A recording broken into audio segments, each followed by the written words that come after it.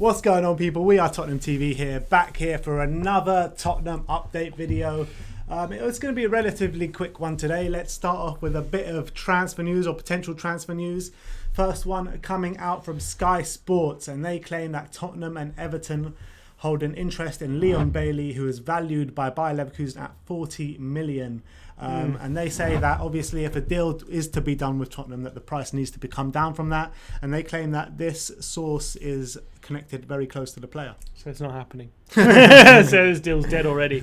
Yeah. We ain't paying anywhere near 40 million. I think, I know we might be interested in a winger, but I can't see us spending that amount of money on Leon Bailey. And I think if we do, that probably means that we're going to probably use Son as a backup striker, maybe put Bailey more on the wing. So I'm not sure how I feel about that. I'd rather bring in a proper striker, like we've been linked to, and someone who's big and physical and a bit of a presence. Obviously, I'd love it if we bring in Bailey and a striker. I can't see it happening at all. I would love us to bring Bailey in, but I can't see this being a goer. Bring Bailey in, bring a striker in, bring a centre back in, bring another CDM in. I can't see it being a goer. I just can't see it. Just doesn't make sense to me, this one. I can't see it. Gareth Bale or Bailey? Bale. Bale. By far? Not by far, but Bale. Okay. Let us know in the comment section below, who would you rather of the transfers that we're not going to bring in, Leon Bailey or Gareth Bale? Put your comments in the comment section below. Now let's move on to one that I think made everyone look twice and made everyone being like, oh, really? So the Trabzonspor, or however you want to pronounce it, Trabzonspor, I think it is, chairman, a club out in Turkey, claim that Tottenham are very interested in Alexander Sorloth. So Alexander Sorloth is a player that was at Crystal Palace, I think it was last season. Was it last season or the season years before? Ago, yeah. He joined Crystal Palace, played about 15, 16 games, was completely shocking there, and then went on loan to Turkey, and he's absolutely smashed it out in Turkey. Got 30 goals last season. Yeah, scored, I think it was 29 goals in around 34 games or something like that. So, yeah, an absolutely incredible return from him. Does that fill you with any excitement? I mean, good. To be fair to him, Leipzig apparently are sniffing around him as well. Apparently Leipzig are very interested in him. And so if he's good enough for Leipzig, is he good enough for us? I don't know. Are we requiring a high caliber of player than Leipzig? Not necessarily. I think in terms of who he is, 24 years old, he's 6'4", so fairly young striker. I think he fits the mould, fits the bill. I think he scored a lot of goals. Maybe he's got his confidence back after being, I don't think he started one game for Palace. So I think it's one of those where maybe he wasn't really given a proper chance, you could argue. But obviously, it's a bit worrying when he was completely flopped for Palace. It's a bit. There's two ways of looking at it. It's either really worrying and he's just kind of killing it in a league where anyone could kill it, or he didn't get a proper chance and now he's showing his true potential. So either or. I'm not really sure what way to look at it. But in terms of his, in terms of who he is and the kind of striker we want, he kind of fits the bill. He's more of like he's very similar in the way he plays to someone like Erling Haaland. I know he's no Haaland, but he's very, in terms of a guy who's strong, he's tall, but he's also got a bit of pace about him as well. He's so that's kind of how he plays. He's not what I mean. I'd rather our other we go for some other targets that we go for. He's probably not going to come cheap as well. And there's a dispute how much he'll go for, because obviously he's on loan, still on loan apparently, but apparently Trabzonspor have an option to buy him for 5 million. So apparently what might happen is they might buy him and then sell him on straight away for make a profit. Maybe if we can get him for like 15 million or something, that's something worth looking at.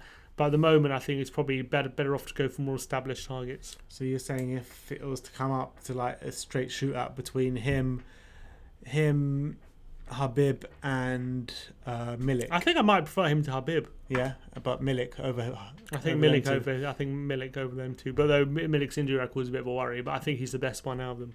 All right, let's move on to some more transfer news or potential transfer news. And Heung-min Son apparently has been putting some heavy pressure on Jose Mourinho to sign Kim Min-jae. Those are reports out of Italy. Yeah. What do you make out of that? Any truth to it, do you reckon? Maybe, because we all know it's well documented Jose wants a centre-back, and it's kind of gone quiet on that front, and we all know that Kim Min-jae will probably be the cheapest option that we could get.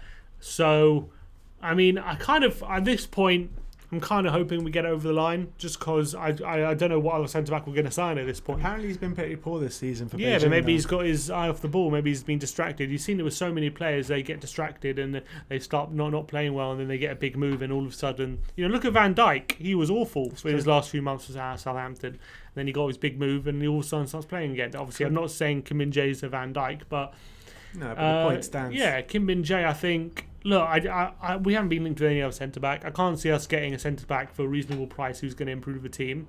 And he's a bit of a one centre back that you must say we do lack is someone who's a big aerial presence. Out of all our centre backs, we've got people who are strong, people who are good on the ball. But we don't really have anyone who's really dominant in the air, and that's what Kim Min-jae could bring.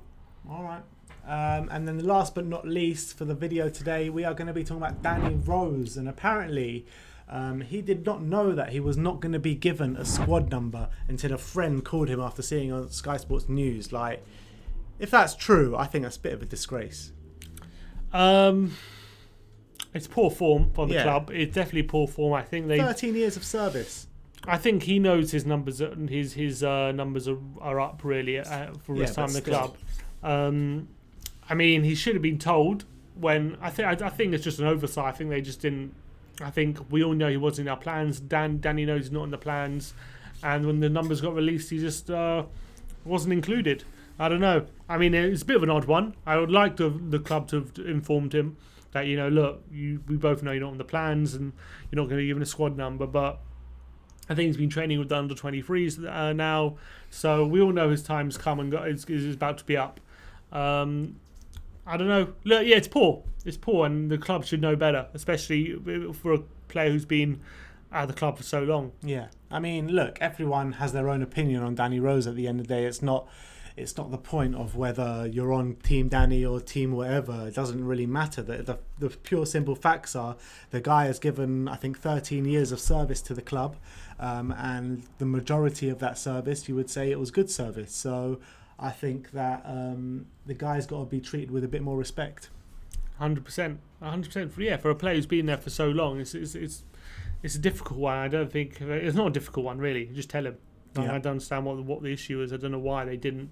And he found out on TV. It's quite disrespectful actually to a player who's put a lot into the club, a lot of years into the club, and it shows. It kind of plays into the fact that in football, everyone says, "Oh, the players need to be loyal," but the club should be loyal as well to players who have been players for so long. 100%. And when the clubs act like this, there's no surprise when a player who feels like he wants to leave after 1 year says, "I'm going to go," because they're not going to be loyal to in the future. These clubs aren't going to be loyal to me. Why should there be any loyalty? So it's disappointing when things like this happen. Yeah, no, I completely agree. But let me know in the comment section below, what do you make out of the Danny Rose situation? Do you think it's bad form on the club for not telling him? Because I think it is. But let me know in the comment section below. But that is your Tottenham update today. We spoke about Leon Bailey, Alexander Sorloth, Kim Min-jae and Danny Rose. Let me know if you have any thoughts revolving those matters in the comment section below. And as always, Come on, you Spurs.